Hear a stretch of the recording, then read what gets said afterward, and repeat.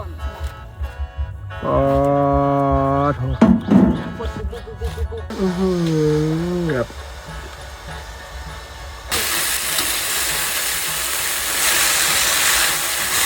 ในช่วงปีใหม่หลายๆคนก็อาจจะไปเล่นไปเที่ยวกันแบบเต็มที่หรือบางคนบางครอบครัวก็อาจจะไปลอดส่งพาไปสมมาพ่อแม่ผู้เฒ่าผู้แก่เพื่อความเป็นสิริมงคลเช่นเดียวกับคู่ฮักนักเลงตอนนี้แหละมื้อนี้ก็มีโอกาสมาหยามน้องชายน้องสาวอยู่สวนเพิ่นบอกว่าเฮ็ดไก่อบปี๊บแซ่บว่าซั่นอยากให้เอื้อยกับไอ้ได้มาลองเสียบแล้วจะติดใจมื้อนี้ก็เลยถือโอกาสซื้อเครื่องไม้เพิ่นได้โซฝีมือจากบ้านซะเริ่มแรกก็ต้องเอื้อบไก่ซะก่อนเพราะว่าเป็นเมนูที่เฮ็ดยากสุดบ่ได้ปรุงรสอีหยังยากเด้อทุกคนใส่แค่ขนอเพื่อเพิ่มความนัวและฮู้เรื่องเลยไอ้มาหาทั้งทีเขาก็ต้องเฮ็ดเมนูพิเศษให้กินก่อนจะมาฮอดขั้นตอนการอบปิดแม่นได้มักไก่ไว้ประมาณครึ่งชั่วโมงละเด้อขั้นตอนการอบปิดห้ามใส่ไฟแห้งเกินไปเดี๋ยวไก่จะไหม้ก่อนใช้เวลาอบประมาณ 2-3 ชั่วโมงพุ่นแหละอบไปเรื่อยๆจนไก่เริ่มเป็นสีน้ำตาลแบบนี้แสดงว่าสุกแล้วตอนเปิดปี๊บออกมาน่ากินหอมและเนื้อไก่น่ะก็จะมีความนุ่มความฉ่ำร่อนออกจากกระดูกเลยขั้นตอนการเฮ็ดอาจจะใช้เวลาจักหน่อยแต่เวลาได้กินนี่บอกเลยว่าโคตรฟินไก่อบปิดได้ละเด้อ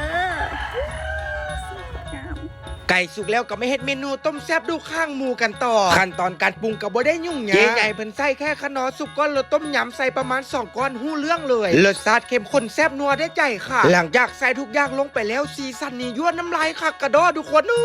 เห็นแล้วก็น้ำลายแตกแล้วก็มาต่อกับเมนูสุดท้ายคั่วผักบงเป็นเมนูที่เฮ็ดง่ายๆแต่ก็แซ่บและก็กินได้ตลอดบ่เคยเบื่อกินกับข้าวเจ้าฮ้อนๆนี่คือแซ่บเสือดเบิ่งมาฮอดนี่มีไผหิวข้าวน้ำบ่เนาะมาเด้อกินข้าวแซ่บน้ำกันทุกคนแล้วก็มาร่วมเฉลิมฉลองมื้อพิเศษไปกับขนอสุดท้ายนี้สบายดีปีใหม่เด้อ